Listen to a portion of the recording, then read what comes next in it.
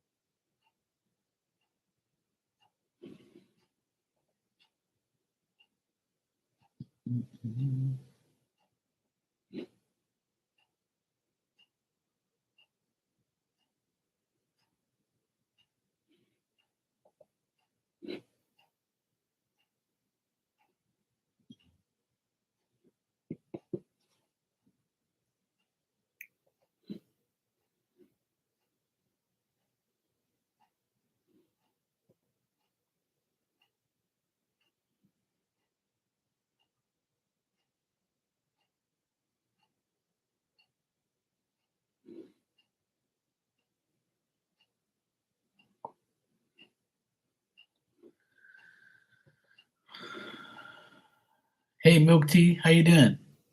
I'm doing great, thanks. All good.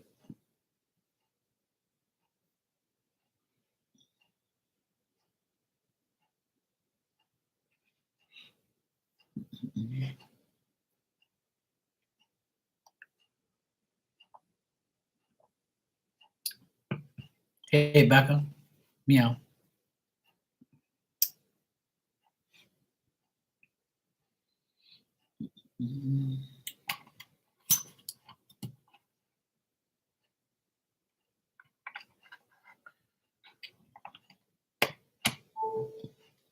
Does work. Cool.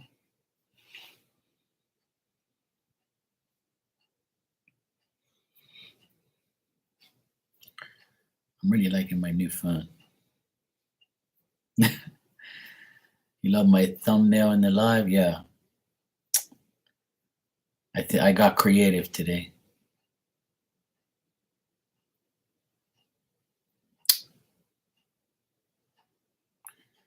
Sometimes it's better not to talk and just show. Pictures speak 1,000 words, you know? What they say, is that what the saying is? Pictures speak 1,000 words or some shit like that. Instead of talking, I just, make a little thumbnail. It's the best way sometimes. Silence is better than bullshit. It's the best thing in the world.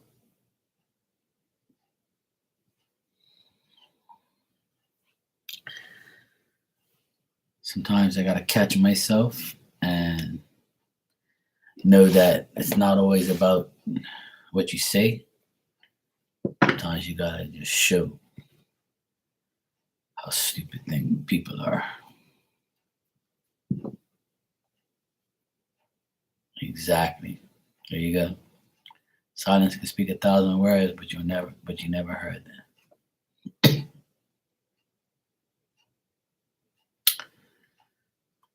That's why sometimes it's just best to keep quiet.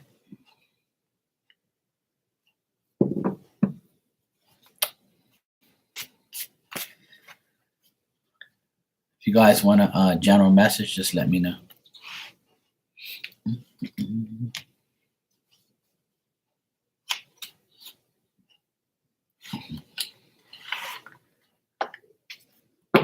All right, Milk Tea. Let's see what we got for you.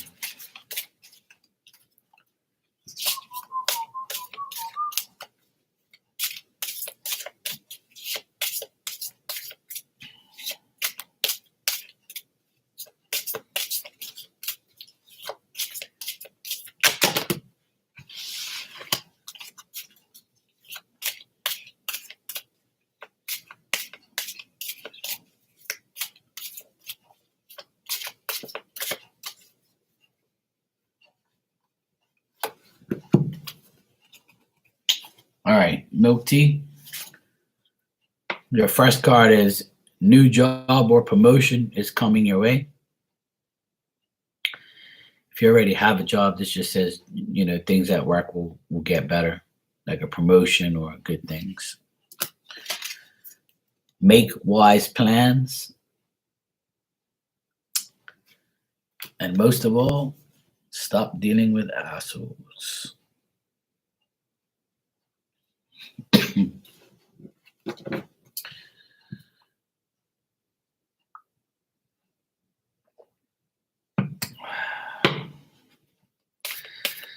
There you go. You know why it's on point? Because it's Marky Mark's tarot deck. The deck that some people say is just bullshit words.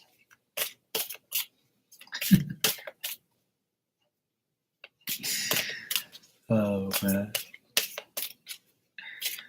All right, Becca, you're next. Hi, Boo Boo. How you doing, Jess? Becca.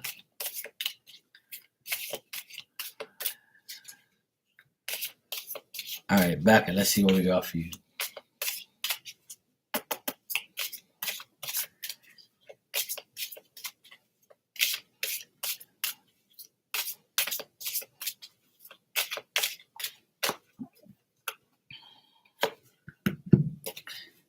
All right. Well, this must be the card of the day so far. Stop dealing with assholes. someone is lying to you, and get yourself balanced.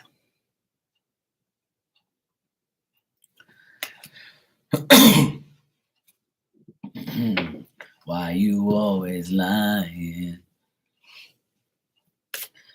Let's check who's lying.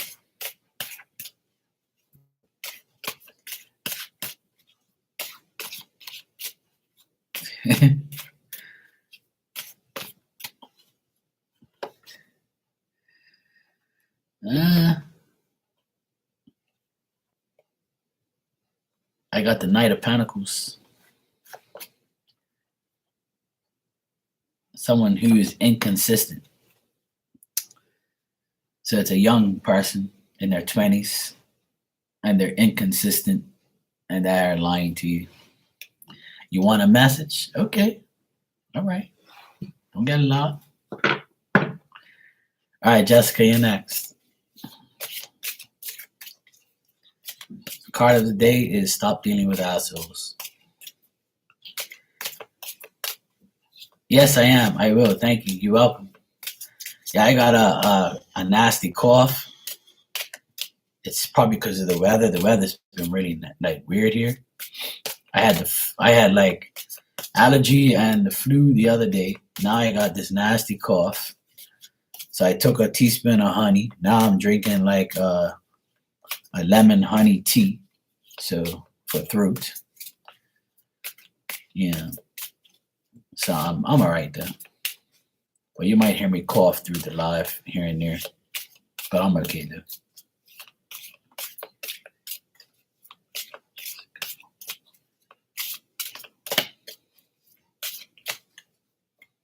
Yeah, I know. That's why I said what I said. She's getting lots. Oh man, you didn't get the asshole card. Oh well. All right, Jessica, this says wait and try again. So if you're impatient, just wait and try again. Because in a few weeks' time, things will be better. And you might be traveling soon. This doesn't necessarily mean going in an airplane. This could mean like car travel, traveling for like an hour or half an hour, whatever. Or it could mean a trip. But don't do nothing now. Just wait. In a few weeks' time, things will get better. Or in a few weeks' time, you might be traveling.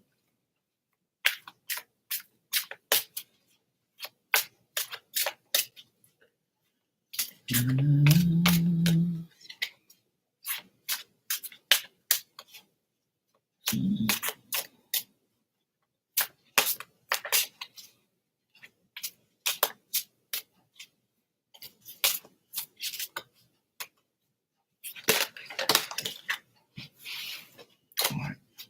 Let me see what I get. All right.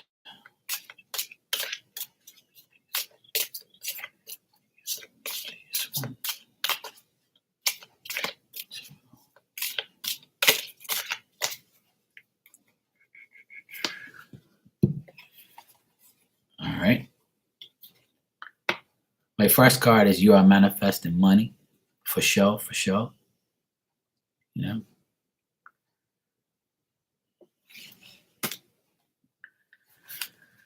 Out with the old and in with the new.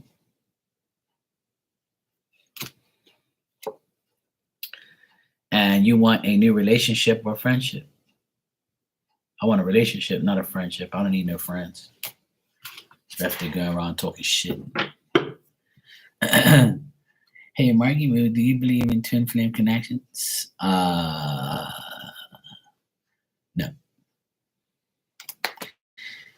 I'll be honest with you. Twin flame connections are just another word for soulmate, just another word for partner, just another word for boyfriend, girlfriend.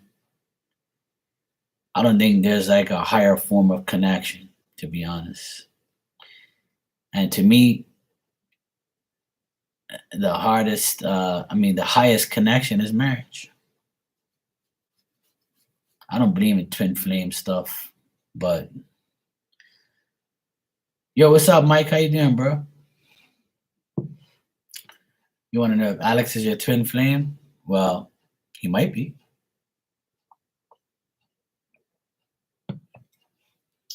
Actually, we could check, Jessica. We could check.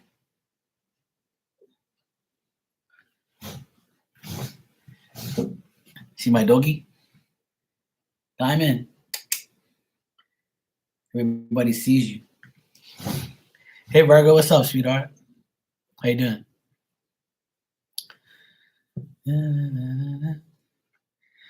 I got my my twin flame cards here for you. These were given to me by my late friend. God rest her soul. She always teased me about twin flames. This is called the Twin Flame Journey Messages, Mystic Moon Oracles. So let's see if Alex is your twin flame.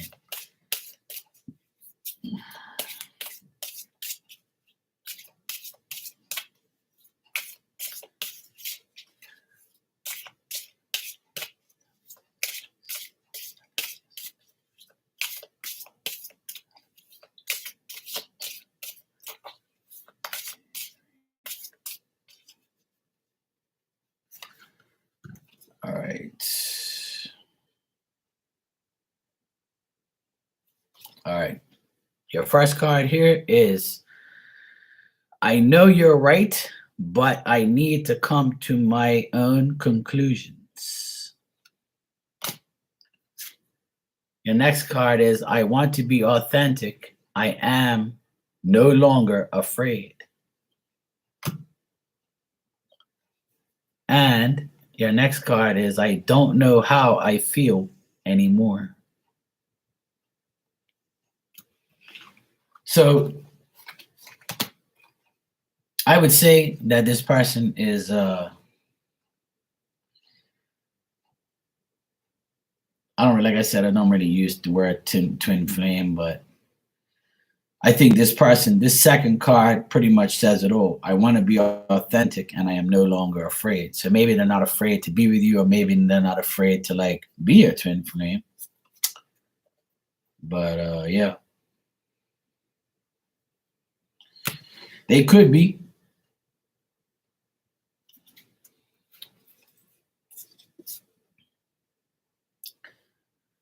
But they have to come to their own conclusions because they don't know how to feel.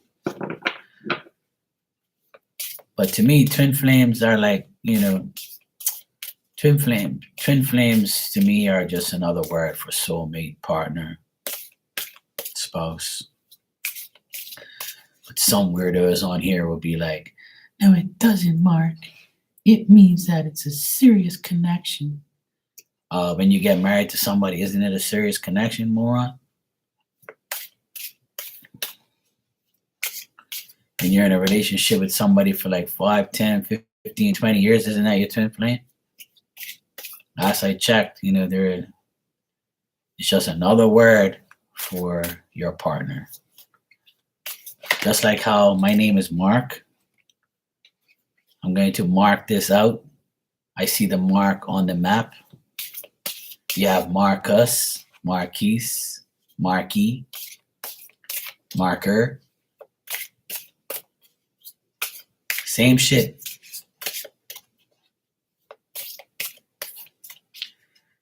Virgo, would you like a regular message or a twin flame message?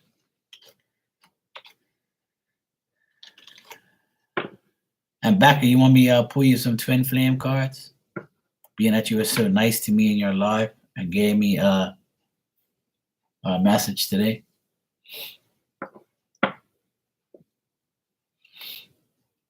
Ooh, twin flame. All right, Virgo, let's see what I got for you.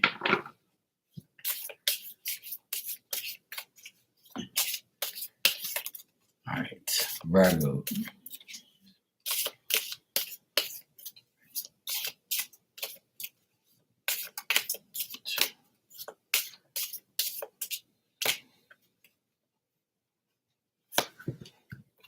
All right.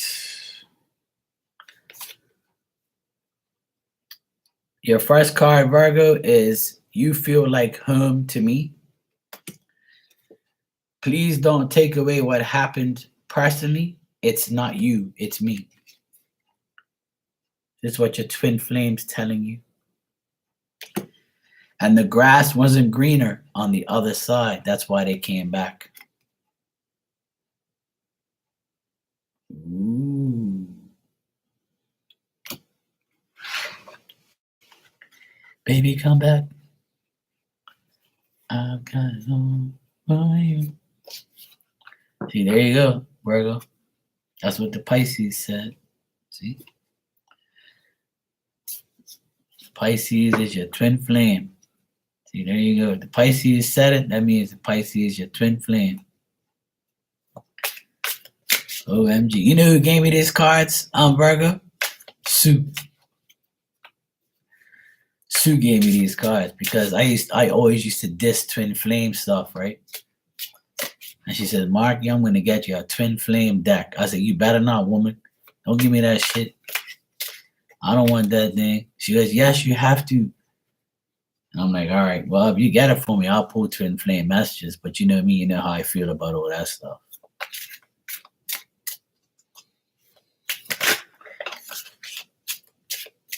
Yeah, I know. Me too.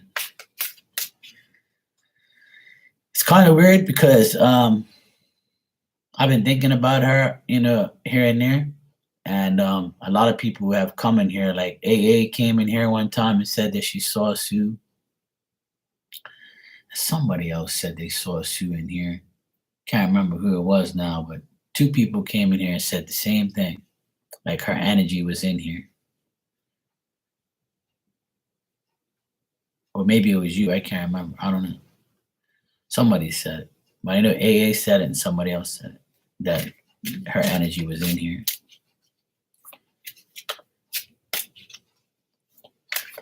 I was actually going through my external hard drive the other day, showing my nephews some pictures of when I used to go to basketball games and things and stuff. And I stumbled on a picture of her. And I was like, oh boy. But I think about it from time to time because I like the sayings I used to say.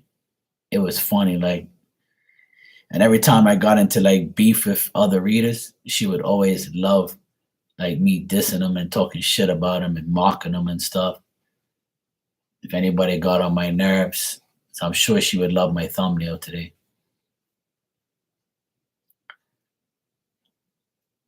Oh, right, it was you then. Yeah, I thought it was you. It was you and AA said the same thing. Back, are you here? I'll give you your twin flame message.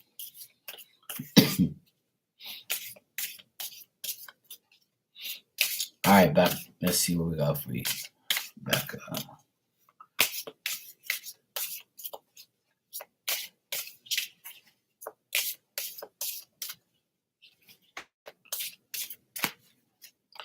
Sure, you're welcome, sweetheart. Anytime.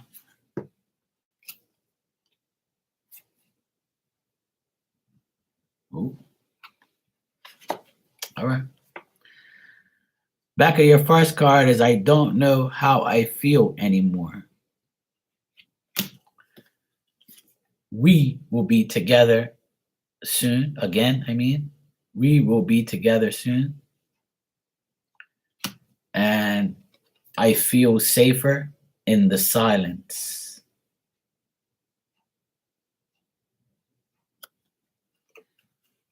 That's what your twin flame is thinking about you, Becca. They don't know how to feel anymore. They feel safer in the silence. And we will be together again. Oh, together again.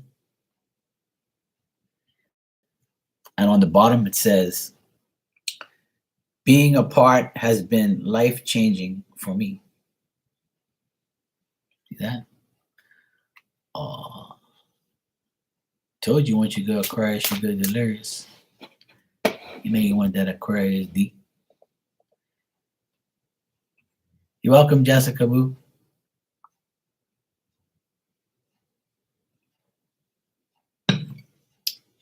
I'm sure he is. It's the retrograde, see? When the grass isn't green on the other side, they always come back. Yeah, I don't blame you. I wouldn't give no coochie if I was you. Fuck that. He's got to put in the work. Let me tell you women something. Make these guys put in the work. Make these mofos put in the work for that coochie. I make these women put in the work for this D. You ain't just gonna get it when you want it. Better put in some work. You want it? You want D and lobster? Well, you better put in the work. Do you want D and lobster? I said. And you want stuffing too, and fries and a salad? And you want me? Oh, all right. Well, you better put in the work. Put in the work, woman. You want this D, lobster, and a free dinner? You better put in the work.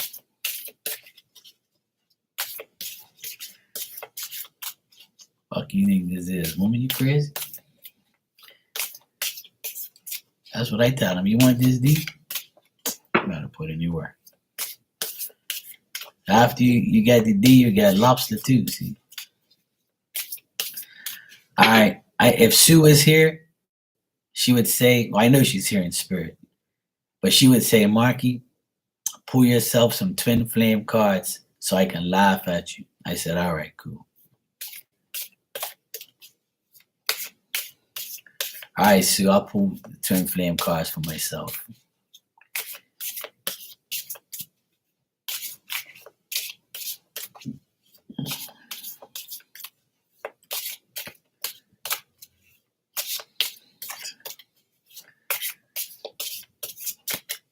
All right.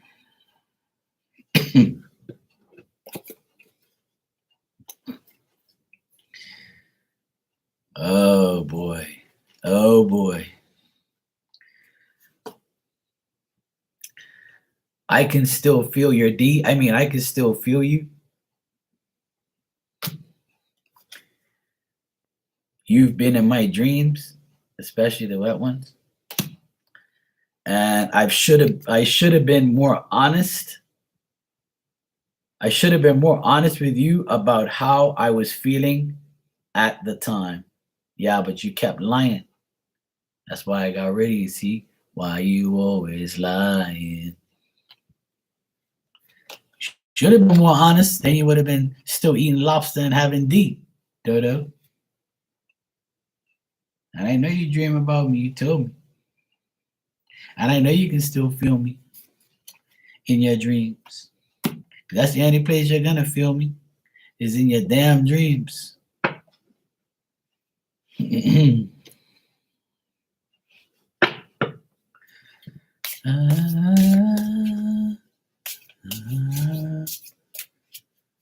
But she said, ouch.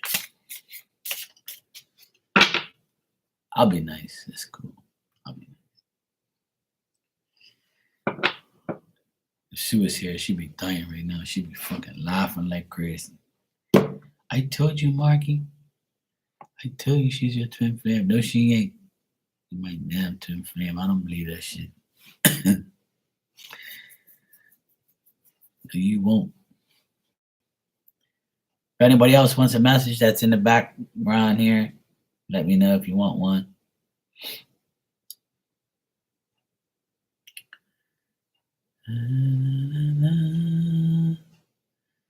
Some people probably saw my thumbnail and said, let me come in here and see what shit is talking. I ain't gotta say nothing. All you gotta do is look at the thumbnail. I ain't saying one word. Look.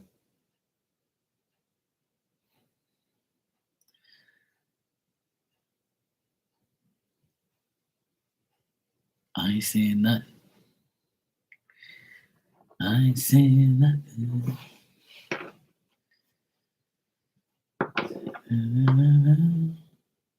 She gave me this other deck too. Let me see if I can get it real quick.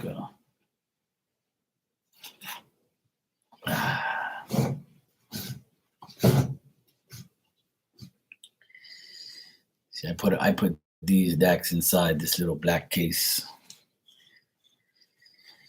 I'm pulling all the decks out tonight. It's another deck that she gave me. It's called the Pining Rose Love Oracle. It's very pretty. It's got obsession, true love, I am sorry, and it's by Calico Moon Oracle.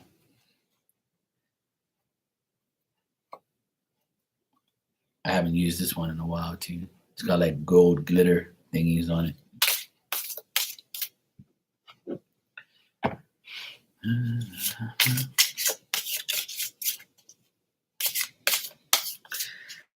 Hey, I speak my truth. Meow.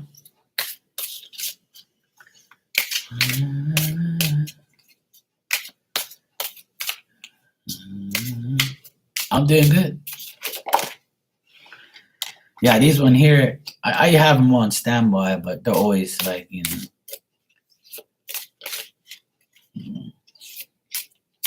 awesome selves. I'm actually going to give myself 3 cards first. How about that? See, I'm going first now, damn it.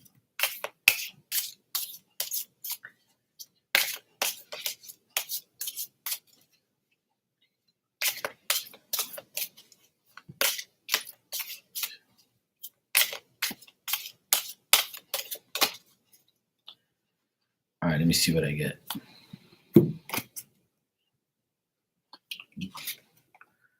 A new beginning. I'm sorry. And sorrow. Looks like I'm going to be getting an apology soon from somebody, I guess. A new beginning because somebody's sorry and they have sorrow. So somebody's sorry ass is coming back. Mark, please, I'm sorry. I love you. Please come back.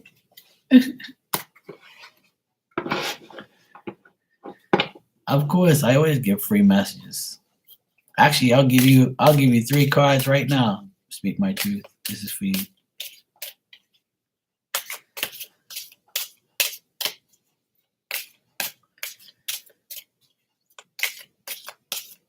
All right, let's see.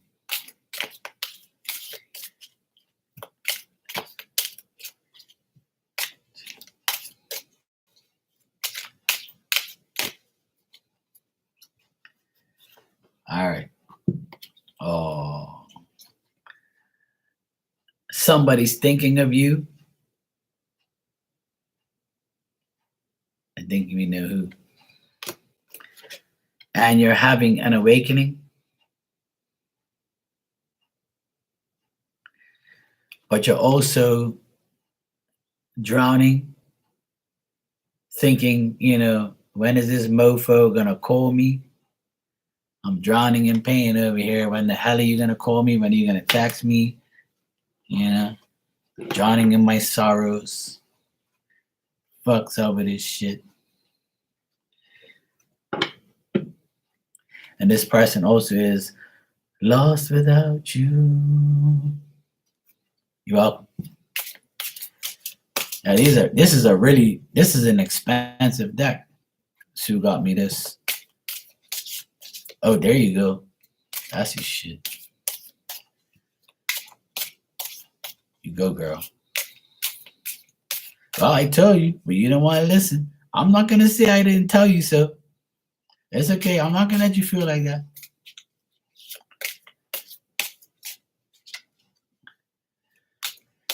Oh, how refreshing. Look at it. How refreshing to see Marky Poo pull love cards. Are you kidding me?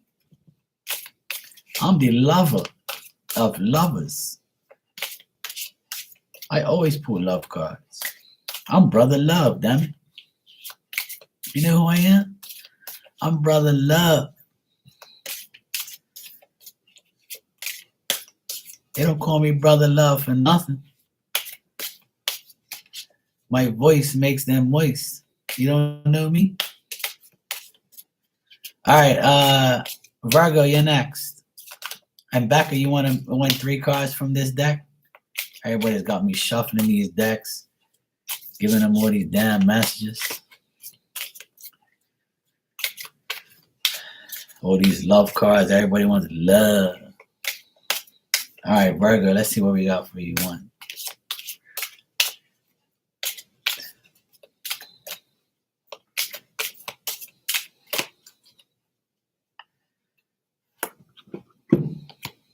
All right, Virgo, there is still hope. You're just waiting, but things are still unstable.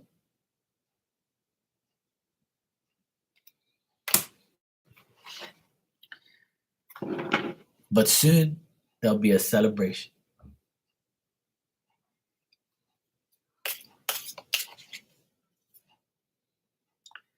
That's my neighbor. She's in the background. She's such a...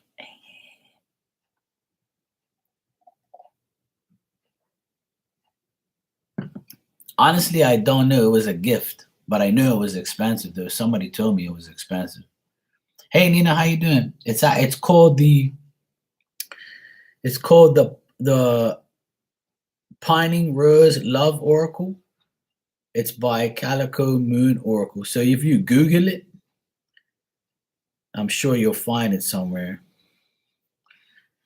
Yeah. See, there you go. How you doing, Nina? All right, back at you next.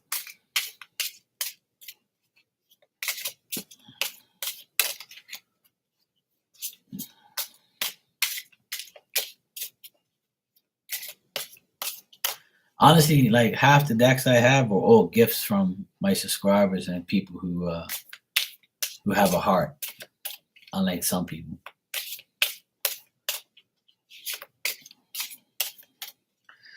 I was actually like almost crying on here 2 years ago, and I got so much gifts. It was amazing.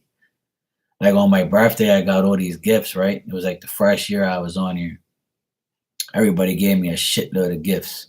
They pressured me to get a wish, Amazon wish list. Oh yeah, it's expensive, and I got all these gifts, and I did a live. I had to take it down afterwards because I did a lot of crazy shit, right? But like I did a lot of crazy stuff on here when I got all the gifts, and so I took the video down. I still got it, but I took it down. But like it brought tears to my eyes on how much people like appreciated me and gave me gifts and shit. So it was nice. I never got that many gifts on my birthday in my life. I was going to the mail, like the post office, like every day in the month of February. I was like, holy shit. So it's nice, you know. I had a lot of people back then. A lot of people were like giving me gifts and shit. It was really cool. Hey Nia, how you doing? All right, Becca, let's see. 1, 2.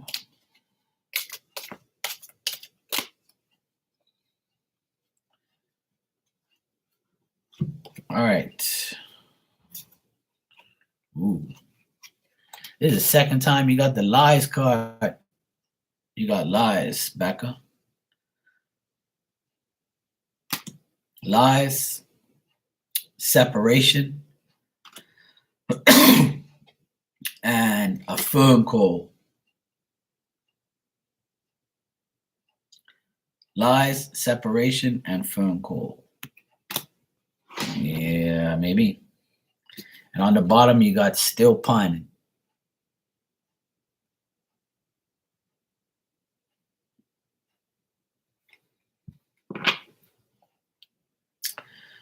Probably. Nina, would you like a love message or a regular message?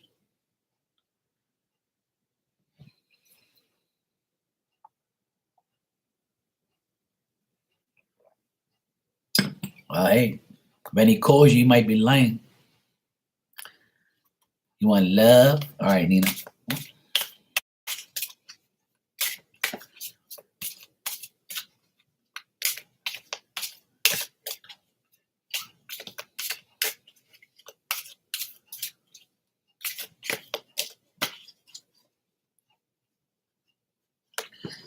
Love.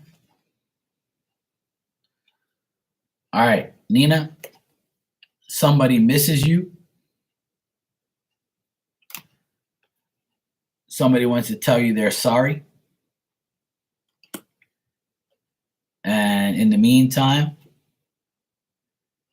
dancing through my dreams.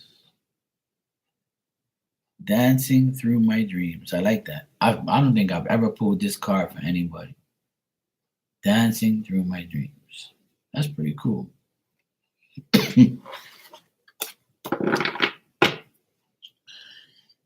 So there you go. Nia, you just sent me a donation. Thank you, sweetheart. I appreciate that. You can ask your question whenever you're ready. 'Cause they wanna know.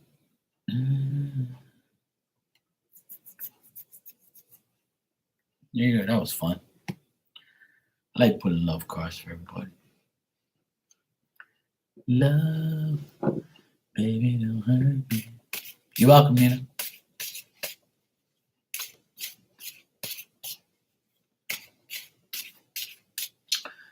Because it's the retrograde. That's your answer. Your ex tried to contact you because the grass isn't green on the other side. It's the retrograde. See, they want to come back. Baby, come back. Nia, you didn't answer the phone? He said, yeah, right.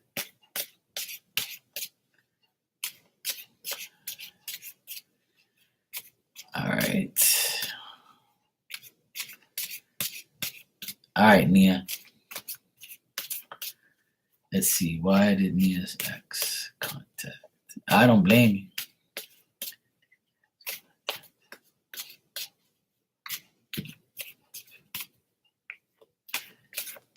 I think I saw that he was going to call.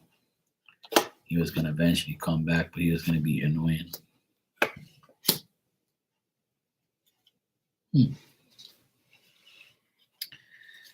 All right. He called multiple times because, and he wants to find out what you did on the on New Year's and what you did during the holidays. He wants to know if you have anybody new in your life, and he also wants to possibly give you a gift. Maybe like he bought you a gift, but he didn't want to give it to you, so now he does want to give it to you. Or if he owes you money, he might give you your money back or something like that. Or if he has something that belongs to you, if he has something that belongs to you, he wants to give it back to you. Something like that. But that's what he wants. He wants information. He wants to he wants to see if he can get you back and like talk to you and see what's going on. But he wants to find out if you're if you have anybody that you're dealing with at the moment. So he just wants to be nosy and he wants to find out stuff about you. Yo, what's up, David? Happy Tuesday. What's so good about it? What's so good about it? You're here. You made my night, bro. See that? You just appeared here and bang. Yeah. Everyone's good now. All we need now is Jesse, and we have a complete party. So Nia, I would say that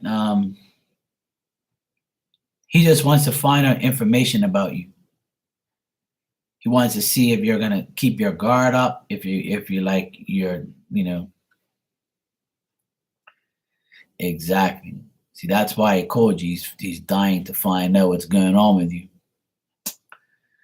And he wants to find out what you did for New Year's, what you did on the holidays.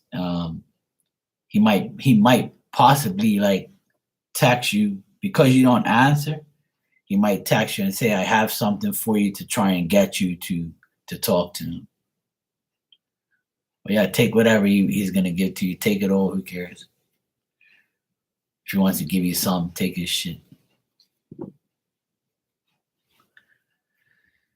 Taco Tuesday. Yeah, I haven't had tacos in a while. I used to make tacos for me and my nephews, but since they got braces, they can't eat tacos because it gets all stuck in their braces and shit. But next time I have dinner by myself, I'm gonna eat some tacos. Taco. Oh, like obligating me to talk. Yeah, exactly. Yeah. Like he might tell you he has something for you just to see if you'll take the bait so you can talk to him. Like he might say, "Oh, I have a Christmas gift for you," or I have a New Year's gift or something for you, or I have something that belongs to you or whatever. Can we meet up and I'll give it to you or whatever. So, so it looks like he just wants to interrogate you to see what you're up to, which is what exes usually do. Exes usually want to know what you're doing.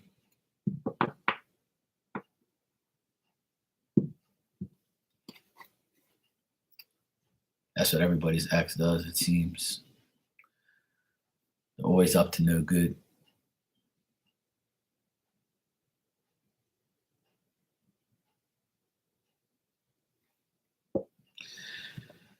Oh, my exes. Yes, it is annoying. I would block his number if I were you. If you don't want to talk to him, you just block his number so you don't have to, so you don't even have to hear it ring.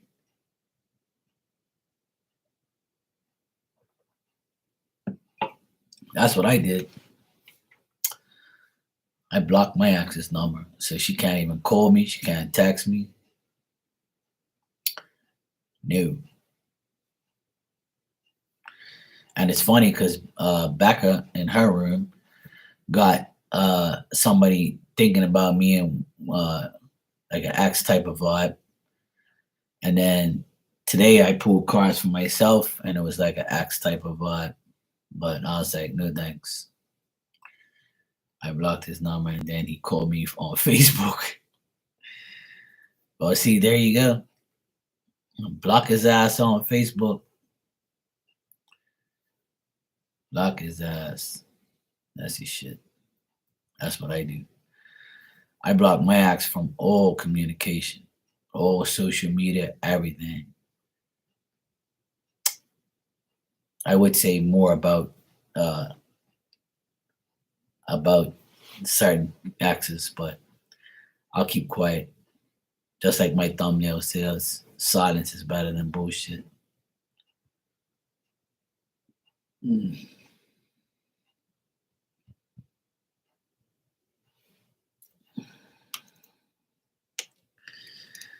Mia, you want a love message? I was doing love messages if you want one. Becca says that it's what did she say? It's refreshing to see me do love messages. So I'm gonna do love message. I'm doing love messages. How refreshing to see Marky Poo pull love cards. So if you want a love message, I'll give you one for your new love.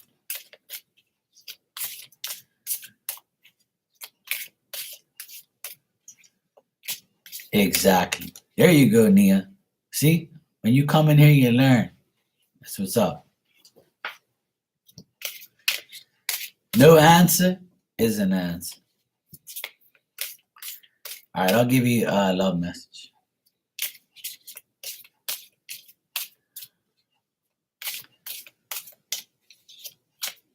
Davik says, "Can you tell me what love suffering to expect into the love? There won't be no love suffering. You're not gonna suffer in love."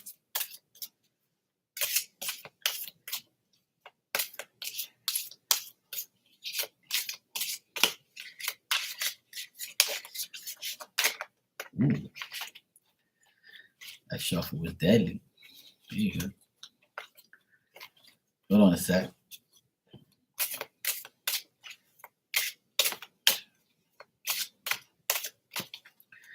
All right, Nia. Let's see what we have here. Ooh. Dang. All right, there's a third party. So that's your ex, because you're already like checking out some other guy, but the third party called you today. He's now your third party. You're so close to being with the other guy. Mm. And looks like he has commitment phobia. All right, you ladies, don't get sex excited because you see this guy with his six pack. Why have a six pack when you can have me? I have a case. So there you go. Commitment phobia he might have. He might be like ready to commit to you soon. You're so close to it. But don't let third party acts get in the way. All right. That Vic, you want a love message, bro?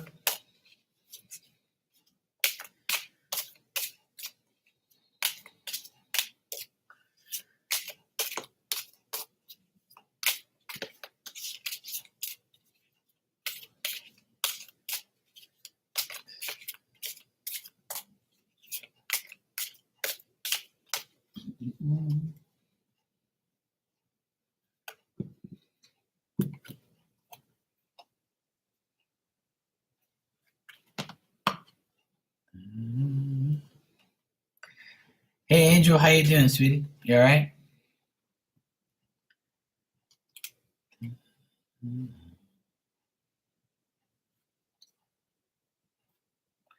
Yeah, the cards are beautiful. This deck was gifted to me by a late friend of mine. No, you're not all right? That's not good. What's wrong, sweetheart?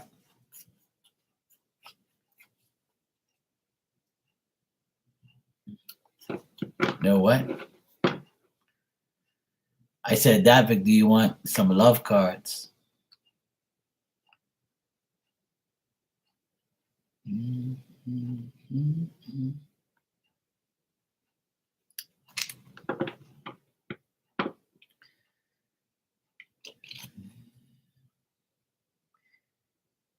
Nina, I like those emojis, those new ones. They make me laugh. All right, bro, let's check. All right, Davik.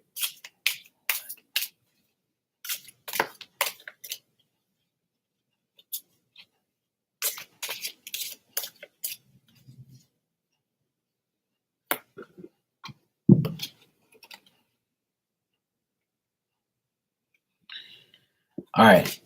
Your first card is an awakening.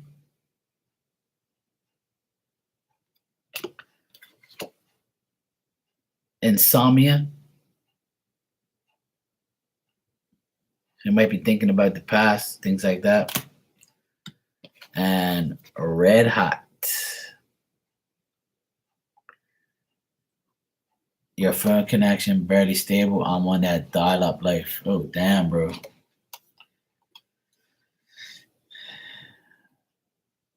So it looks like you're gonna have an awakening because you have insomnia. But don't worry, a red hot new beginning is coming. A red hot sexy woman is coming your way. And on the bottom it says it's not over.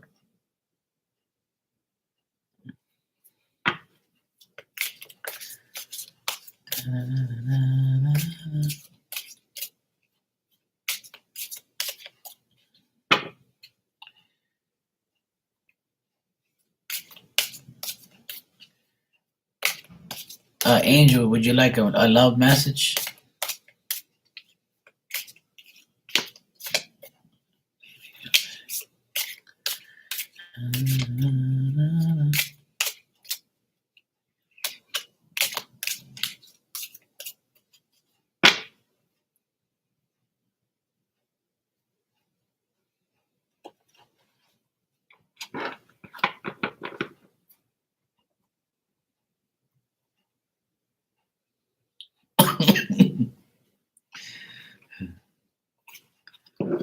Yeah, neither do I, bro.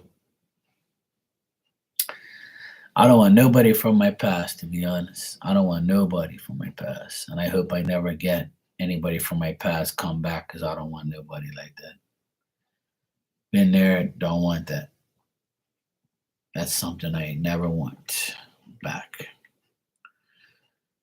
But you never know. They can come back into your life. They can try to convince you.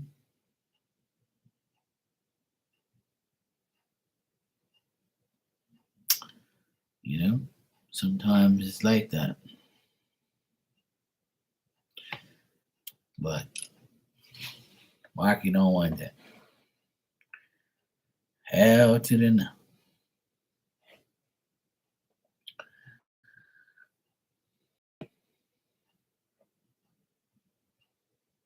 All right.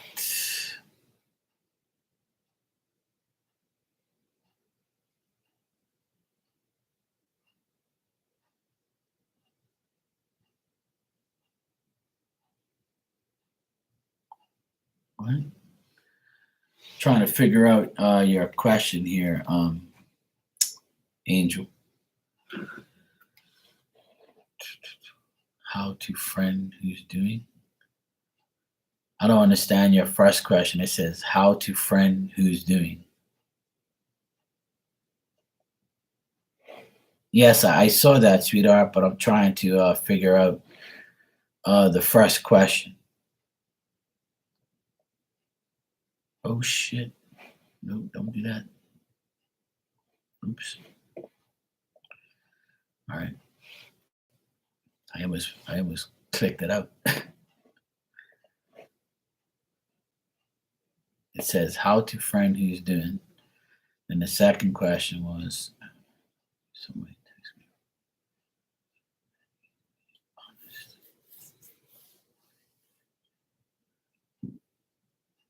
Saying that he's being honest.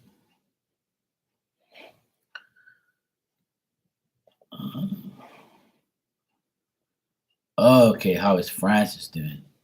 Because it says how is friend doing. So I was like, what? All right, let me check.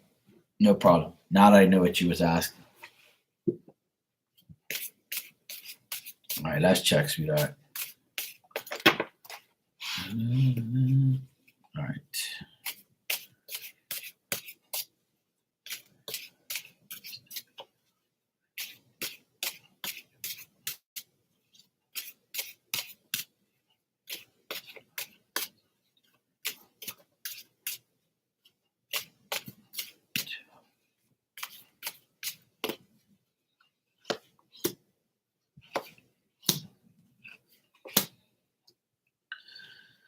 All right. Francis is thinking about you. He's had a lot of plans that he made that are like not going the way he wants to. He's trying to rest because like he's feeling very overwhelmed. Um, he's like expecting like losses, and he feels so defeated. He feels like he's failed. Um, he's really feeling overwhelmed though, and he's not sleeping very well, and he's like trying to rest. But I feel like the good news is like whatever he wants is he's about to get. So he is thinking of you. I got him thinking of you, a woman here, you. Um, but he's just really feeling like really shitty, and he's really like lacking sleep, and he's not like getting enough. He doesn't have enough energy. He feels very fatigued. Like, and every time he tries to make a plan or do a plan, it just doesn't work for him. It's becoming very annoying to him. But in like 6 days or so, he's going to get like some good news, and everything's going to be like a lot better. And his ideas that he has are actually going to be the plans that he put together. But right now, his plans aren't going the way it wants to. But in a couple of days' time, like next week, it looks like things are going to get a lot better for him. And his goal is to be more active and to get back what he's lost, like time, effort, people. Like he really wants to regain his life back. All right, now he said somebody text from his phone. Is he being? All right. So you're saying somebody text from his phone and said that Francis is telling you the truth.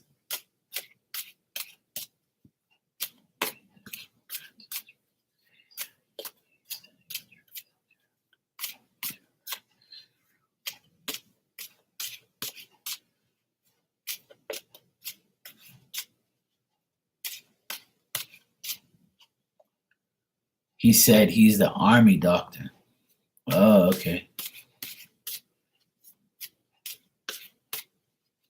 Oh, so the army doctor text from his phone to say that he's being truthful? Or is that, or you're just saying that the army doctor called to say something was up with him?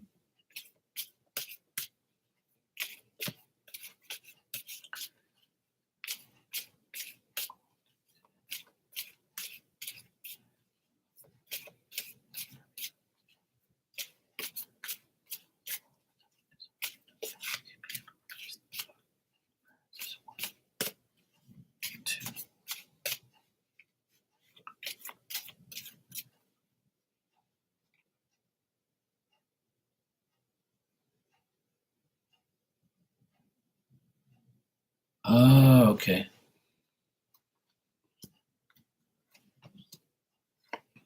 Yeah, it is true. I got very good cards for that. That's what I thought you were asking, but is it true what he said to me because I'm his beneficiary and he asked for me? Francis said that he asked him to get in touch with me. Yeah. So he definitely got in. He wanted to get in. Yeah. Right.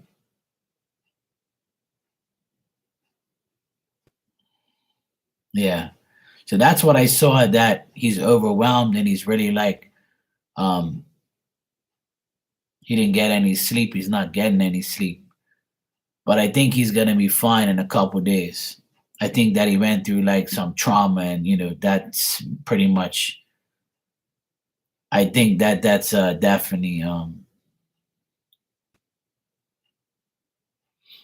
yeah. But I think he's all right though. It doesn't say that he's like completely messed up or something, but it says that he's okay. But that he's not sleeping and he's feeling very overwhelmed and he's not doing too good.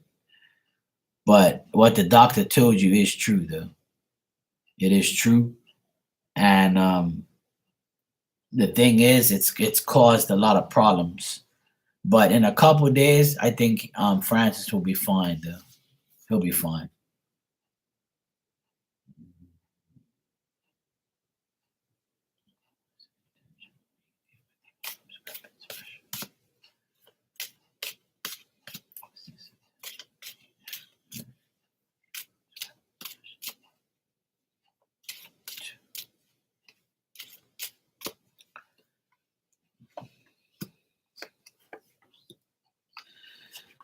I don't feel it was intentional, but it was kind of like a foolish thing that they did. It was a foolish exercise, and it wasn't supposed to go that way, but it went that way. So it was just like they expected it to be difficult, but they didn't think it was going to be that bad. That's what I would say. And it's going to cause like friendships to be dealt with, and it was a mistake that was made, and it was just something that happened. People were vulnerable. It was a mistake, and it was just like something foolish that happened. But I think that somebody that was like he trained somebody, but that person didn't do what they were supposed to do, so they made a mistake and it caused this problem. That's what it was. So that's why I get overwhelmedness, and like he's just got to rest and recover from all of this whole thing. Yeah, yeah, yeah. That's what I get too. I get that he's fine, and that in 6 days' time he'll have good news and he'll be back to normal. Like I don't get that he's really bad. I just think that he feels very overwhelmed, like he's shocked. But he's fine though. Yeah, the doctor says he's gonna be okay, and he'll wake up. Yeah, I'm sorry to hear that, Angel. I'm sorry about that, sweetheart, but he'll be fine.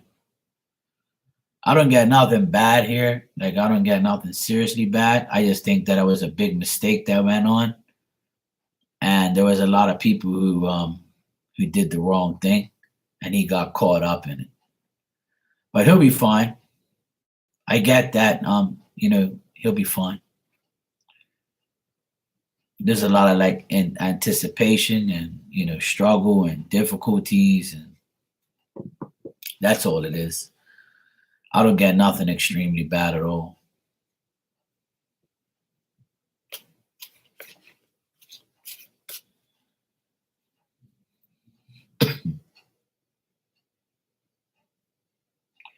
Right.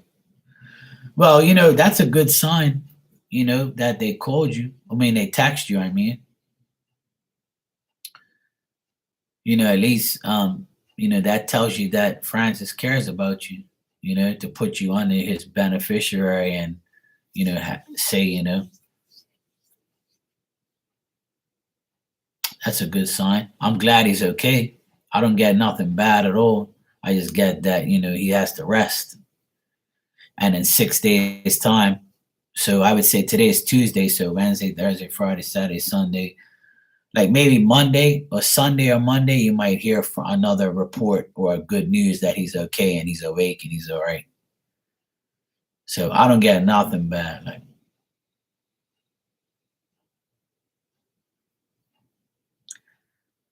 oh, there you go.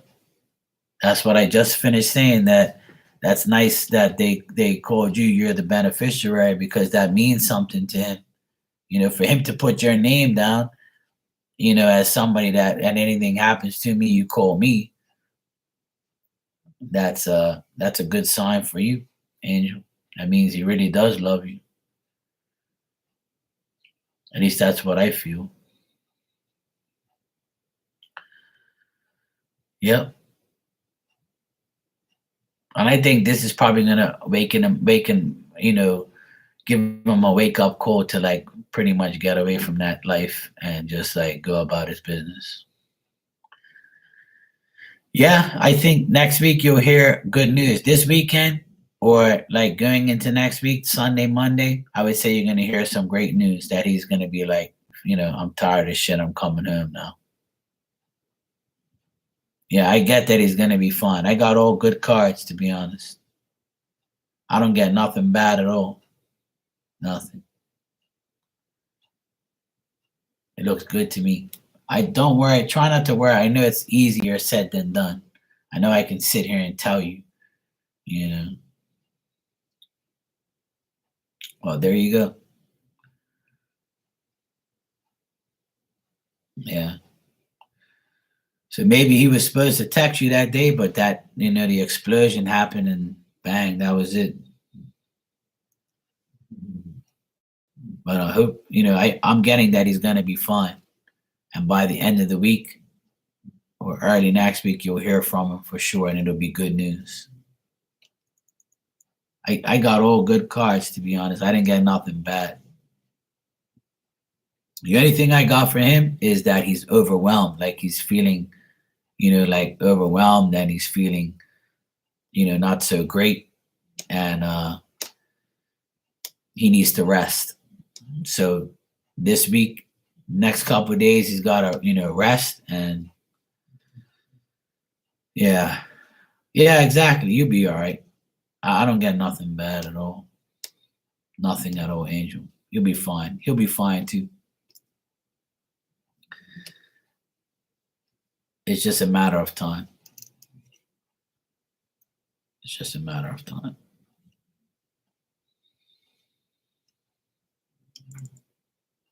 Yeah. Well, that's a strong connection. That's what that is. And it'll get stronger as time goes on. Once you're actually in each other's, presence and you're in each other's energy, for sure, face to face, it'll be a lot easier. But sometimes these things have to happen in order for him to like get a wake up call and say, you know what, I'm sick and tired of this shit, I want to get myself, to a better place. You're welcome, sweetheart. Anytime. You'll be fine.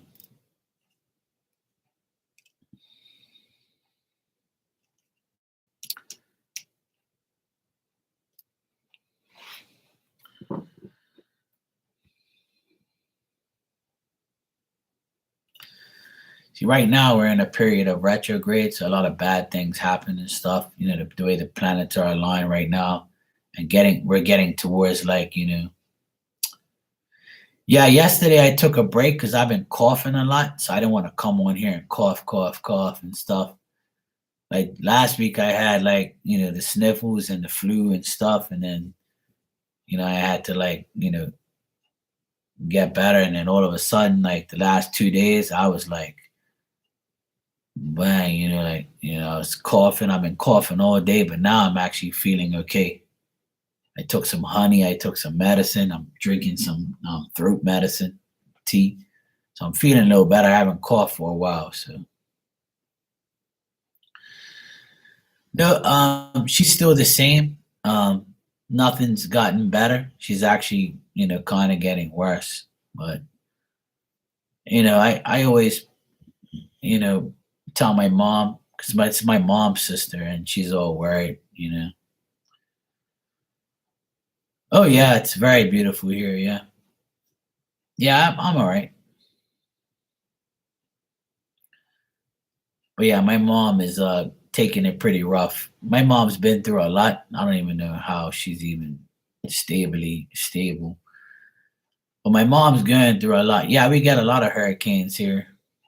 We got a nasty one this year. Every year we get a hurricane, but it like sometimes it hits us, sometimes it passes by, sometimes it brushes by, sometimes we get a direct hit and a lot of damage happens. And I was actually just telling a guy the other day that I would say about maybe 5 years ago, we had a really nasty hurricane and we were 2 weeks without electricity. So it's not fun at all. But then I told some young people that some guys that were in their 20s came and did a job where I was at. We started talking about hurricanes, and they said, "Oh, my grandma said that Hurricane Emily was the worst." And I'm like, "Yep, I was there." He goes, "Oh wow, you don't even look that old." I said, "I'm not old. I'm 40. I'm going 46, but I was 10 years old, and you guys were probably not even thought of." But when I was 10 years old, we got a huge hurricane called Hurricane Emily, and it came out of nowhere. It's like they said that it was supposed to brush by, but it ended up taking a turn for the worst overnight, and it got closer than they thought, and it ended up taking a sharp turn and hitting us directly. And I remember that. Uh, yeah, I saw that. Yeah, California always got some, earthquakes and crazy shit going on. Um, but I remember I was supposed to go to school that morning, and my dad was like listening to the radio, and I was like, "Why are you still home? You should have been going to work." He's like, "I can't. It's a big hurricane coming." I was like, "What the hell is that?" I was only 10 years old. I was like, "I don't know what no damn hurricane is." So he was like, "We have to stay here." And all of a sudden, it got worse and worse and worse. And back then, we didn't have like aluminum doors and steel doors in our house. We lived in the ghetto, so we had like a wooden door, and it had like jealousy windows in there. It's like it's a frame, a wooden frame, and the windows like go out like this. They flap. They're called jealousy windows. And I never forget it. My brother, he had a broken foot, and he was laying on the ground with his back up against the door, and me and my dad were holding the door so it wouldn't come blow in. And my mom was crying, my sisters were crying. We thought like the hurricane was going to destroy the house. And we heard people screaming outside. We saw the power lines just like flapping in the wind. Oh, we lost power back then for like I think it was 1986. We lost power for 3 weeks, and no school, no nothing. We couldn't go nowhere. Like all the roads were closed, all the telephone poles were crisscrossed in the road. If you go to not Google, but if you go to like on here on YouTube and you type in Hurricane Emily in Bermuda, you'll probably see some photos of some crazy shit. So I think somebody posted a video up there of some stuff that we went through back then. But it was nasty. It was pretty nasty. The last bad hurricane that was here was Hurricane Fabian in 2004, I believe. That was pretty bad. Here was 140 miles an hour, 70-foot seas. It destroyed the roads. It destroyed the bridge going to the airport. We got a lot of damage, People from all over the world tried to help us get back on track. It was crazy. We lost power for two weeks that time too. But here we have a generator now. We've had a generator for 7 years, so every time a hurricane comes, we have the generator, but we have to pay a lot of money for propane gas to keep it running. Every 3 days, we got to fill the gas back up. But for instance, if the hurricane is for we don't have power for like a week or two, it become very expensive, and we have to get if the truck can make it here with the gas, then we can get a fill up. But if not, we'll be without power. So we got a generator, but it's a pain in the ass to deal with, because if the roads are all closed, we can't get no propane. So I've been through a lot of deadly hurricanes, and it's not been fun at all. And now, since I've been living here for 12 years, I live in a place where it's very high. I'm at one of the highest points in Bermuda, where the Cellular One towers are. Like right behind where I live right now, there's a cellular tower. And it's like the highest point of Bermuda. So when hurricanes hit here, which they have in the past 12 years, it's not good at all. I was born here in Bermuda, but my parents are Portuguese from Portugal. My parents came here 60 years ago. My dad came here when he was 18, and he started working here, and then he brought my mom here, and they got married here, and we lived here ever since. But yeah, I'm of Portuguese descent. My parents are Portuguese from Portugal, yeah. But I was born here. I served in the Army 3 years. Our Army is not as crazy as everybody else's, but ours is like, small. But it was mandatory back then. When I was 19, when I was 18, I got enrolled into the Army, and I was there for 3 years. Yeah, my auntie, she moved from Portugal to Lisbon. He also served in Angola, in Africa, and they're out there in British Columbia. And I have an uncle in Toronto. He moved out there as well with his wife, and then the rest of my family are all in Portugal. And then it's my mom and dad here in Bermuda. So I have 2 aunts and uncles in Canada and British Columbia and Toronto. And my other 2 aunties that passed away, they stayed in Portugal. They never left. And then my mom came here to Bermuda with my dad. So I have 2 sets of uncles and aunts in Canada. One in Toronto, one in British Columbia. Yeah. I've been to Toronto and visited them, but I've never been to British Columbia. It's far away from here. But I've been to Toronto to visit my uncle twice. I've been to Portugal 4 times. 4 times or 5? 4 or 5 times. I can't even remember. I think it's 4 times I've been to Portugal. Yeah, 4 times. So yeah, I've been around. But I love Bermuda. It's where I live, where I was born. I wouldn't trade it for anything. I would love to move someplace, but it has to be just as nice as here, which I don't see myself doing. I love being here in Bermuda. It's one of the best places to live. A lot of people will tell me no, it isn't, but to me it is. Because Bermuda is very expensive. So it's one of the most expensive places to live in the world. Has been for years.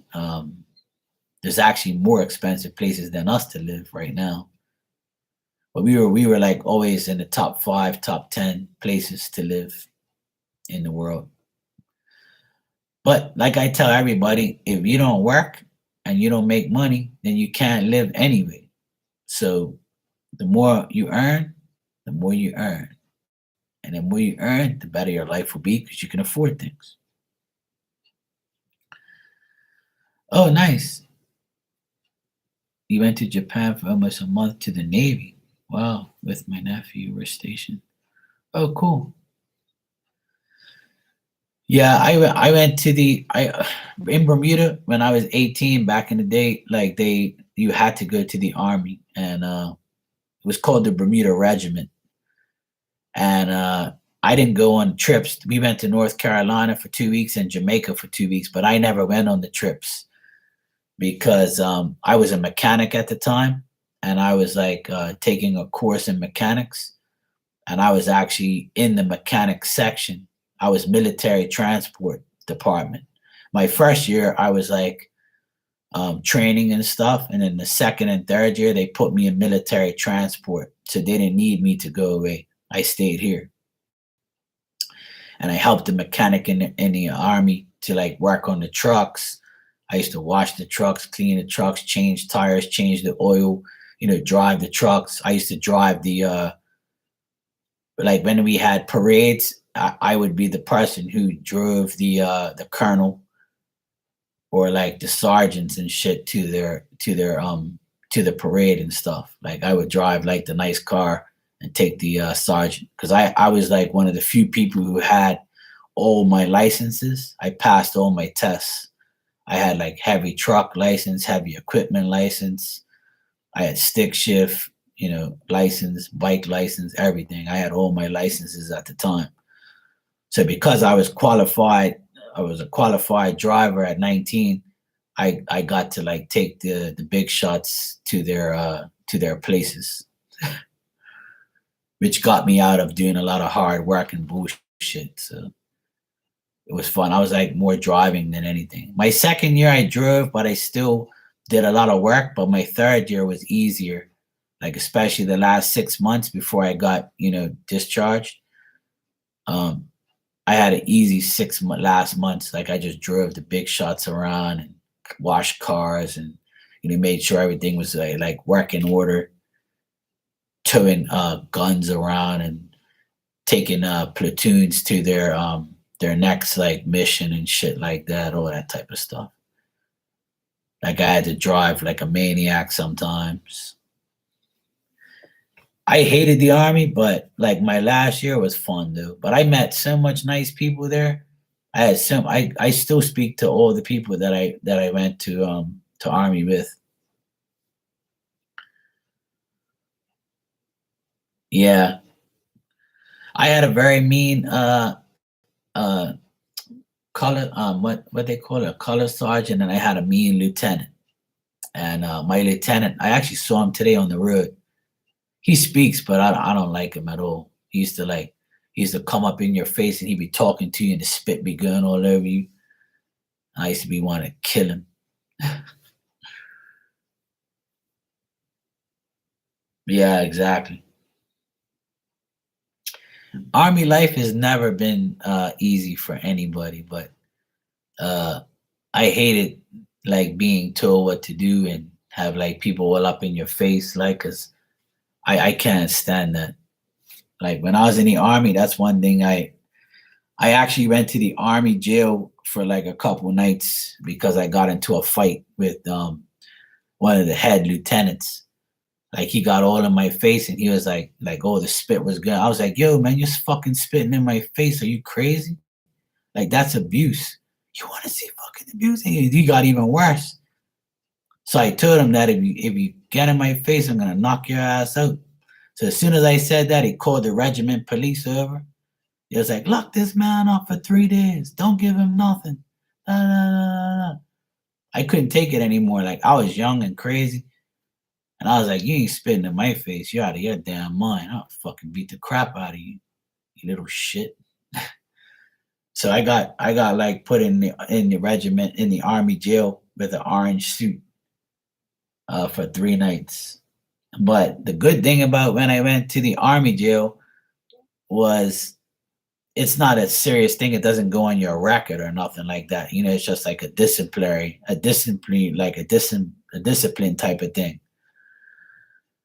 Um, the guy that was in charge of the regiment police was my good friend that I used to DJ with. So like I knew the guy, and he was like, "Yo, Mark, don't worry, bro. I got you covered. You won't suffer up here because I'm the head police guy." And I was like, "All right, bro, thanks." He goes, "Look, we're gonna let you eat the food that we eat. We're not gonna give you the bullshit. You know, the guy that was all up in your face. Nobody likes him anyway. He doesn't even come up here. He doesn't like us." You know, he's had a lot of fights with everybody. You know, it's normal for you to like, to come up here because of him. So I was like, I felt a little better. Then I called my mom, like they had like 3 payphones. We didn't have cell phones back then. We had payphones and we had to like, put 20 cents in there to make a call. So I called my mom and she's like, "What's wrong?" I'm like, "Yeah, I'm in like the army prison right now." She's like, "What? What the hell did you do? I told you to keep your mouth shut." She was all worried about me. And I was like, "Look, I'm fine. It's all good." I said, I was just for like 3 nights because the guy was spitting in my face. She goes, "What? I would have beat his ass." I was like, "Yeah, I almost beat his ass, but I would have got in more trouble." But he actually apologized to me afterwards. Like when he had me, when I did, like because I like the last day I was there, the last night, like I can't get out without his consent. So he came there. He goes, "Look, I understand. That I was spitting in your face. It's just the way I talk. I apologize for that. But you can't talk to me the way you do and can't threaten me or whatever." I'm like, "Yeah, well, whatever." So he was like, "All right, yeah, get back in line, do this, do that, and blah blah blah." And I was cool after that. I never, had any problems after that. Like he would come across me and and he'll just, he wouldn't say nothing. He'll just be like, "Private Mark, blah blah blah blah blah. Yeah, you're okay, boom, boom." And I would say, "Yes, sir." And he'd be like, "Okay, cool." Left me alone after that. But what's funny, in Bermuda, everybody knows everybody pretty much. Like everybody knows each other because there's not that many people that live here. It's only 60,000 people. And back then, like everybody that went army knew each other. So when we would see people that we didn't like out in the street and out at nightclubs, I mean, I was a DJ, so I saw everybody. When I wasn't in the army and I was like in the clubs, like I used to see him and see other people, and I was like, look at him and be like, "Yeah, I used to beat your ass now," you know, talking all that shit behind closed doors. But what about now when you're out in the open public world? What are you gonna do now? And they're like, "Hey, how you doing?" I'm like, "Yeah, yeah, yeah." That's what I thought. Like that's the only thing about like the army here is like, everybody knows everybody. So a lot of guys got beat up after like the army. That's why they don't make it mandatory no more. They had a big about 15 years ago, like a lot of people like signed a petition to not make it mandatory anymore, and also because for the threat of the safety of the people. Because like there was like a big riot in the army, like because people didn't want to go because they were like holding people back from their education, from their businesses. Like you can't mandatory tell me to go to an army. Are you crazy? Like I got a life. It should be voluntary, not mandatory. So the government finally passed the bill over, but unfortunately they did it too late. They didn't do it when they did it after the fact that I left, like 10 years later. So I was pissed. I was like, damn it, they should have done it when I did it. But it was very annoying. But I'm glad I went. Honestly, I hated it, but I'm glad I went because I met a lot of great people.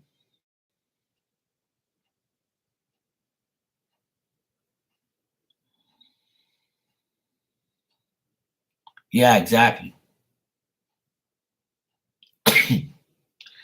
All right, Virgo, take care, sweetie.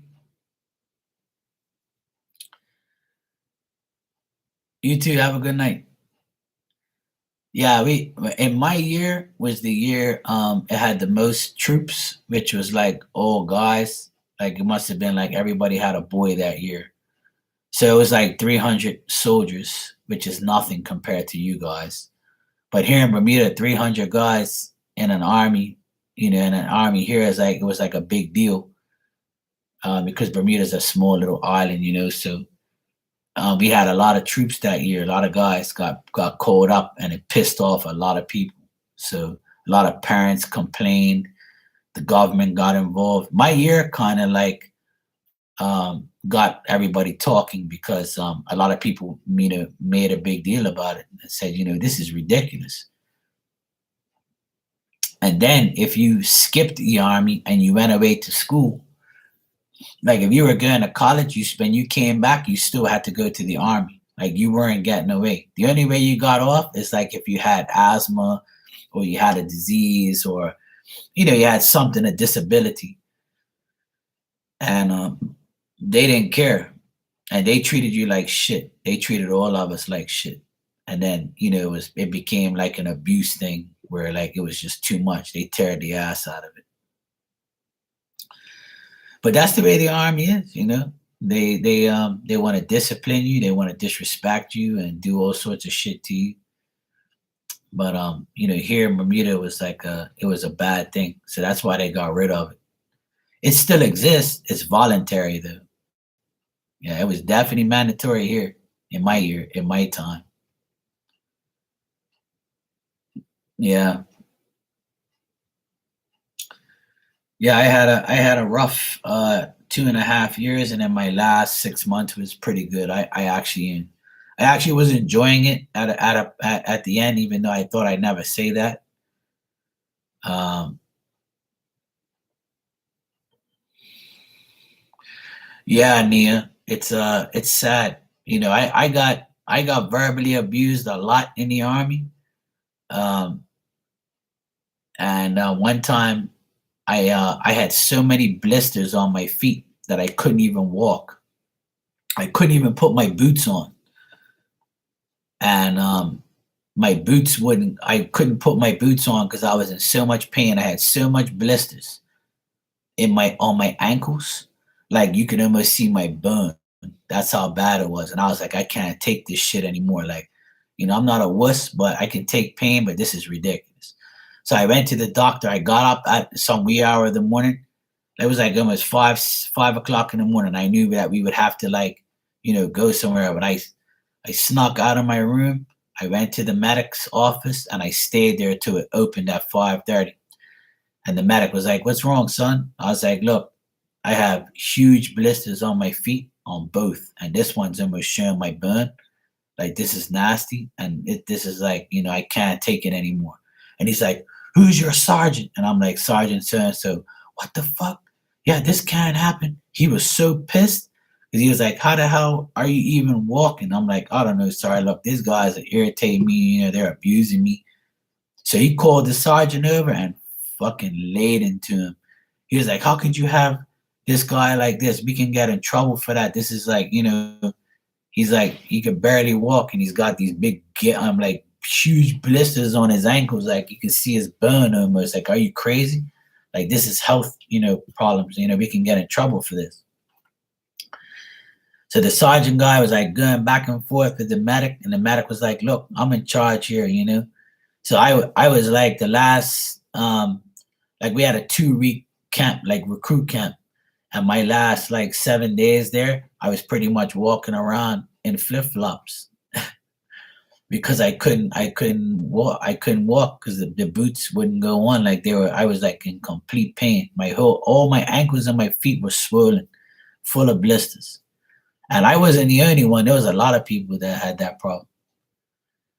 Because they were making us train like in the rain, and then it was sunny, then it would rain, then it was like, it's bullshit. It was like a torture party. That's what it was. It was torture. And it was disrespectful, and nobody should be going through that. Army shouldn't be like that. So that's why they got in trouble the year that I was there. a lot of people complain. A lot of people complain about the abuse, the nastiness, the name calling, and just like just a lot of abuse, a lot of bullshit, a lot of like you can't do that to people. Like that's just wrong. So they thought it was funny. They thought it was great. Yeah. Yeah, it was, but I'm so glad the day that I got my discharge papers, I'll never forget. It was like November, like 17th or something, back in 2000, and actually no, 1999. I actually no, year 2000. I got out. No, I didn't. Wait a minute. Hold on a sec. No, it was 99. I got out. My bad, because I went in at like 97, I think, or 96, and then I got out at 99. Yeah, so 1999, like I left the army. I was like 21 or 22 or something like that. But it was like I was a huge relief. And I'll never forget it. I had like a motorbike, right? So I went up. I had a motorbike and a car. But this night, the night that I left, I had my motorbike. And as soon as I got discharged from the army, they said, "Okay, you're gone. You're good. This is your last night." It was at nighttime at like 8 o'clock at night, and I was so happy. So I got on my motorcycle and I was going home, and I was speeding. I was like, "Yeah," I was singing. Next thing you know, the police pulled me over. Like, "Oh, hey, how you doing? Just came from the army, huh?" I was like, "Yep." He's like, "Do you know you were doing 72 miles an hour?" And I was like, "Probably, because I'm happy this is my last day." He goes, "Well, we have to write you up a ticket." I'm like, "All right, well, whatever." So then I got the ticket for like 72 miles an hour, which was like a lot compared to, because our speed limit's only 35 miles an hour or whatever. So I was doing double the speed limit. But at the time, I didn't even give a shit. So I went to court like 2 months later, and the judge said you can't ride motorbikes for a year, but you could drive your car. And I was like, okay, well, whatever. So that was the law back then. It was so whack. It was just a lot of, and I paid like $250 for the fine. But I was like, I don't care. I could drive my car, and I'm out of the army, so to hell with it. I don't care anymore. But right up to the last day I left that shithole, I actually got a speeding ticket.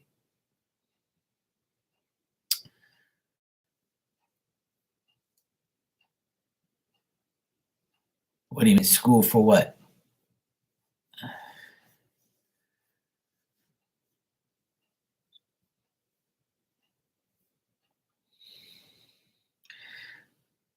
Oh, to clear my ticket? No. I couldn't clear the ticket. They wouldn't allow me to. So I just paid a fine, and I got here. You pay a fine, and you go. They take you off the road for like for motorbikes, whatever you get caught on. They take you off the road for that. So because I had multiple licenses, I could drive a truck, a car, but I couldn't ride a motorcycle for a year.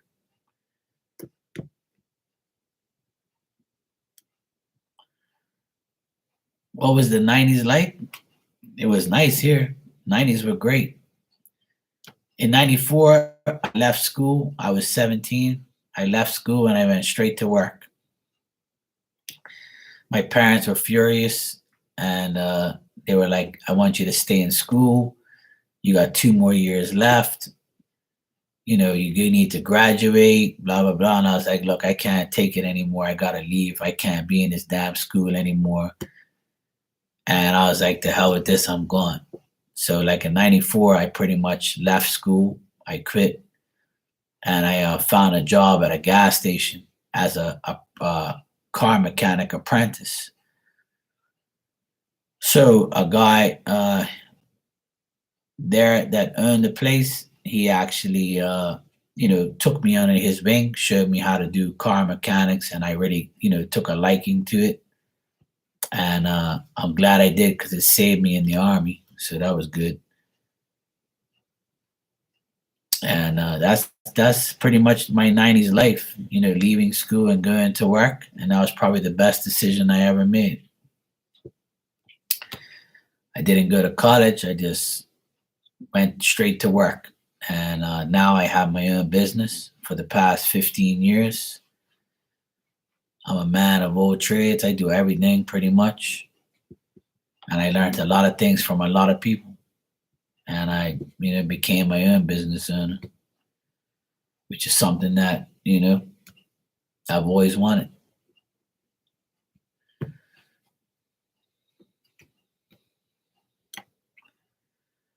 If I went to college, I probably would not be where I am now.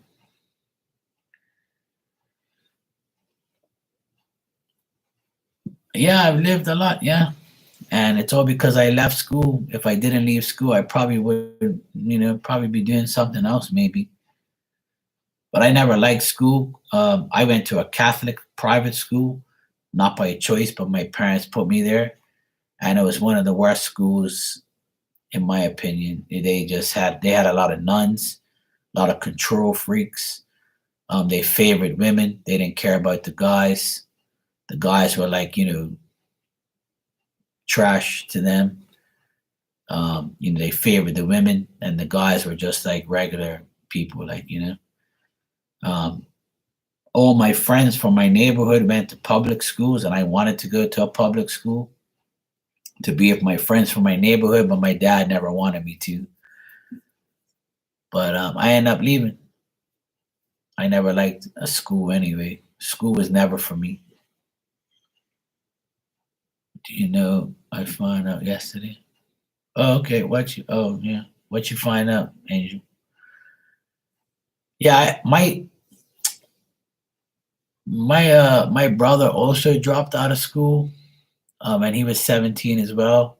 My older sister has a master's and bachelor degree. She's a teacher, and my youngest sister, she went to college here in Bermuda, and she's a manager and business owner as well.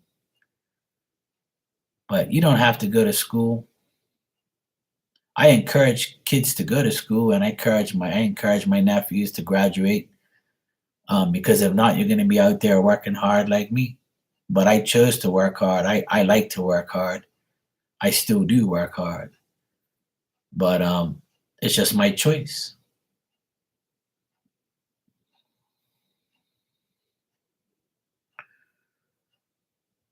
Oh, really? You're a musician now? That's cool. You're a Libra. Okay.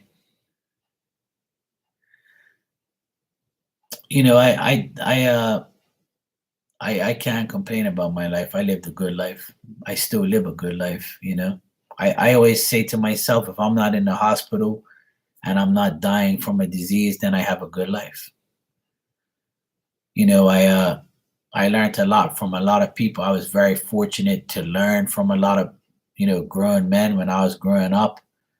A lot of men, taught me things. A lot of people taught me things. I was always a pain in the ass to my parents, but as I got older, obviously,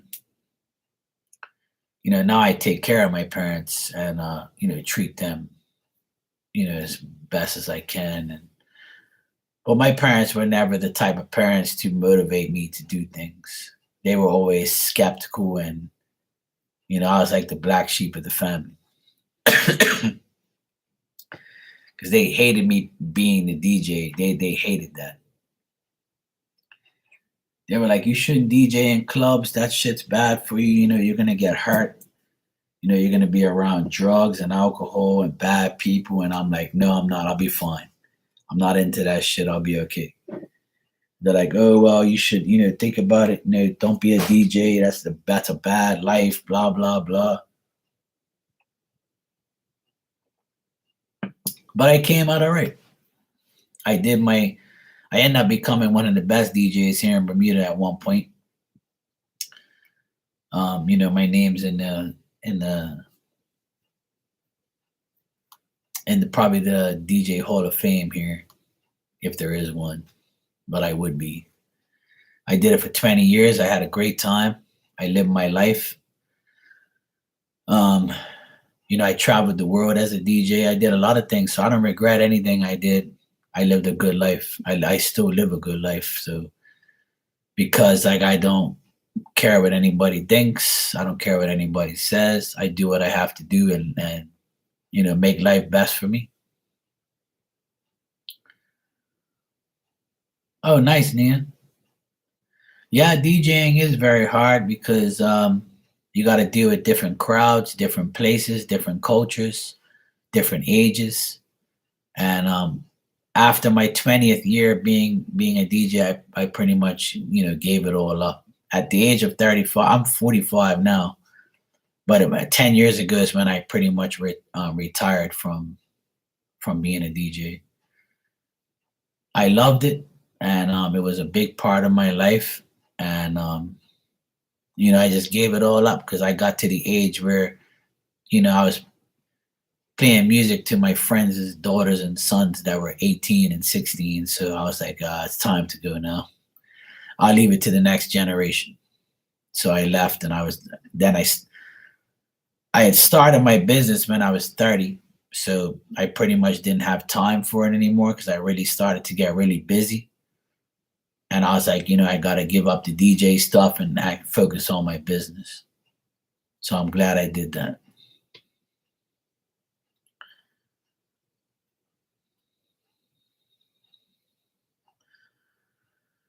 Well, there you go, Angel. Some of us have a bad life and then we recover from it because we ask God to keep us in the life, everybody's been through hard times and everybody's been through good times, but as long as we love ourselves and keep our faith in God, then everything's possible. Anything can happen. Like I said, all my life I never really had too much encouragement from other people. Everybody's like, "Oh no, Mark, don't do that, don't do this." It's always Mark, don't do this, or Mark, don't do that. And I was like, "Well, you're telling me not to do it. That means I'm gonna do it." And I always had to prove myself wherever I go, and I do. So I don't really care what anybody thinks. I just do what's best for me. When I remember I pretty much got fed up when I was like 29 going 30. I was like, I don't want to work for nobody no more. I want to work for myself. I'm going to buy a van. I'm going to get tools and I'm going to go work for myself. I'm going to make a few business cards and go do it. When I sat down and told my parents I was going to go on my own, the first thing they said was, don't do it. You're going to make a big mistake. Then my dad was like, he's the real Debbie Downer. He's like, oh, you're not going to get a steady paycheck. You're not going to do this. You're not going to do that. He was like the worst person to speak to. And I was like, well, I don't care what you think. I'm going to go on my own. I'm just letting you know that I'm going on my own. You're with me. You're with me. You're not. You're not. I don't care. And my youngest sister helped me out. And she got me a good bit of work. And then I end up meeting a lot of people. But always having to prove myself, always having to, gain people's trust, and it worked. So I'm still here, almost 16 years on my own as a maintenance man and property manager and electrician, construction worker. I do it all. So that's what I've been doing for the past 15 years. And it's a blessing. As far as this psychic stuff, I've always done this for the past 20 years. I've been doing psychic stuff, using cards, helping people, doing things here and there. But the past 3 years, I've been on here publicly. And it's been a rough ride on here, too. A lot of crazy people, a lot of jealous people, a lot of envious people, a lot of bad people. People that don't want to see you get ahead. Some people want to be helped. Some people don't want to be helped. People have, really serious opinions and they think that my opinions don't count. And they just think that they know everything and blah, blah, blah, blah, blah. So, wherever you go, there's always going to be an asshole to aggravate you. So it doesn't matter what job you have, where you go, there's always going to be that one person that annoys the shit out of you. So you have to say, am I going to deal with this one asshole, or am I going to move on and just keep going and do what I have to do, love myself, find people who love and care about me, and just keep going, just keep trotting along. That's all I can suggest to everybody, is to keep doing what makes you happy and don't care about what anybody else thinks. Just like my thumbnail says, silence is better than bullshit. Because at the end of the day, just keep quiet and do what you have to do. If not, you're going to find yourself going crazy and always thinking about that one person and what they say. That's where you go wrong.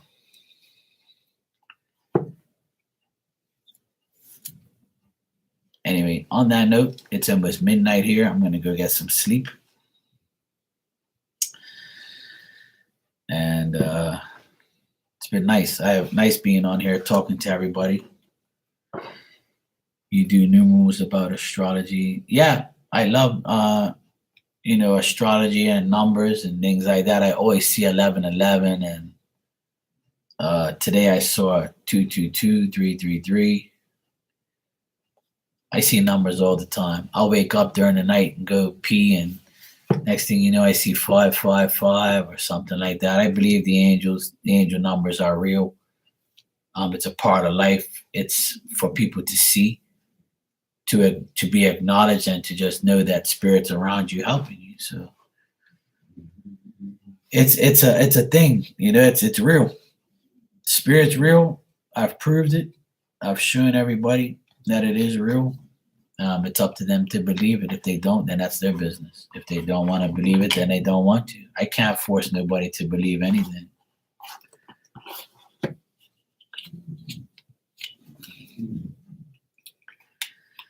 Yes, stay blessed, and keep your faith in yourself and God, and you'll be all right. That's what I do every day. I don't really worry too much about anybody else but myself. Angel, it was nice talking to you. Nia, if you're still here, good night. Angel, good night to you. You ladies have a wonderful night. Take care of yourselves. Stay positive, and I'll see you guys tomorrow. I should be here tomorrow around this time. But yeah, be safe out there, and I'll see you guys tomorrow.